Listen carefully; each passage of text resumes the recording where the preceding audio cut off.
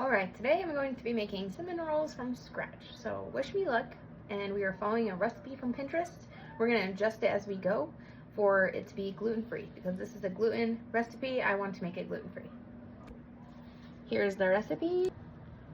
Put some water, extra yeast. Made scalded milk before in the microwave, so we are going to put this in the microwave for 1 minute and 45 seconds. We are also going to be keeping our yeast mixture together, the yeast and the warm water, so it can froth up and make those beautiful bubbles. We're going to keep this doing that particular thing for 10 minutes.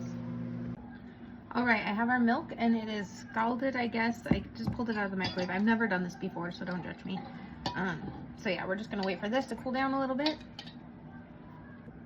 Alright, now we're going to oil up our bowl that this whole mixture is going to sit in. We're going to use butter on a napkin, or paper towel, not a napkin. I'm just going to rub it all over the inside of the bowl. The bottom, all around. Okay. Make sure that's nice and greased so our dough doesn't have a mental breakdown and get stuck to the bowl. Alright, you guys, this is where things will get complicated and a little bit weird. I'm using Blue Diamond almond flour, and we're going to be mixing in a little bit of xanthan gum.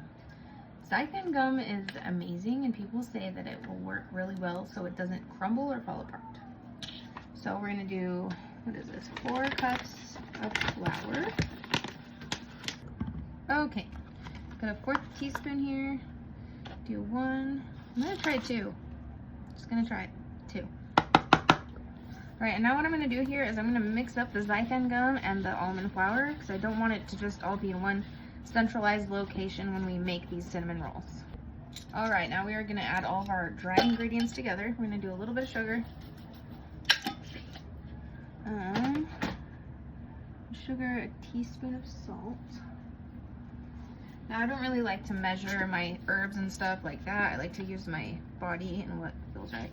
A little pinch, teaspoon, tablespoon, whatever. Okay. All right, we just added the eggs and the sugar and the salt. Now we're going to be adding the butter. Just gonna scrape that out. I did heat it in the microwave for about 30 seconds because, you know, no one likes cold butter in their shit, so we'll do that. Okay, now we are going to be pouring in our yeast mixture. It doesn't look that great, but it's the first time for everything. Okay, I just poured in all of the dough, or the flour, and now we're gonna mix it all together.